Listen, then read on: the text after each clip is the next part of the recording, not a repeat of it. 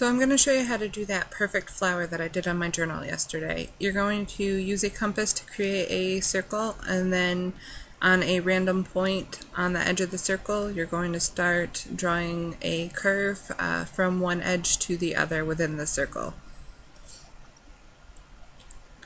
And you can see there's the first petal being created, and as you go around you're just going to keep putting your compass on the points that you have created,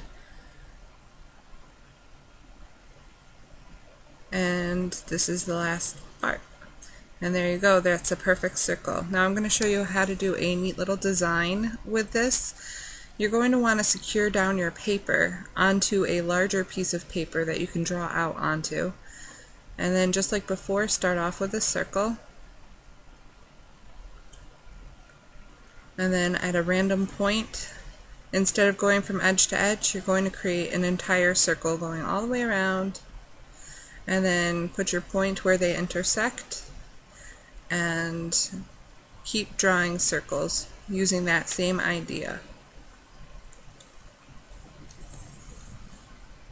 So on the next point you can see now that I'm creating that first petal within the first circle there, and you just keep going around.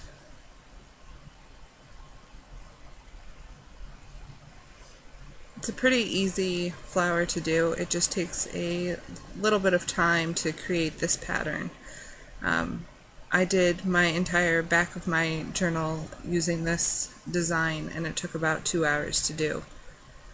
And you can see I'm drawing right off of the page that my design is going to be on, and you want to make sure that you do that because you're going to need those points later on, which I'll show you. You'll see.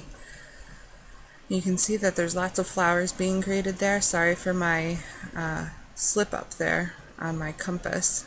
I wasn't feeling my hands very well that day. See, you can see here I'm using a point that's right off of the page to create petals still within the drawing.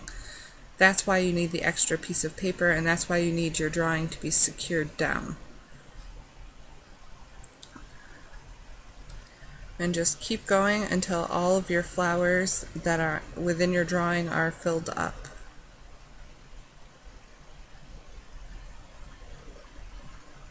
Just creating our last few petals here.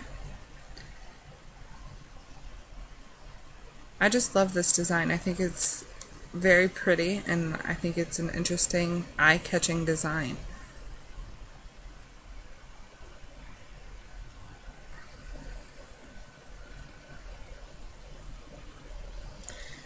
And there is the entire design, and I'm just going to darken it in so you can see how pretty this really is. Now if I was using this pattern, if I was actually using this note card for anything other than this tutorial, I would have used Scotch tape to secure it down in the previous step, but I knew I was just going to toss this, so I wasn't worried about using the glue stick on it. See, isn't that a pretty design? And then you can Zentangle in the spaces. What I would recommend is to keep it consistent. I would use the same tangle within the spaces and the same tangle for all the petals. And I think this is a neat idea. I hope you enjoyed today's video. If you did, give it a thumbs up. Let me see your perfect flowers. Leave a video response if you can. See you tomorrow.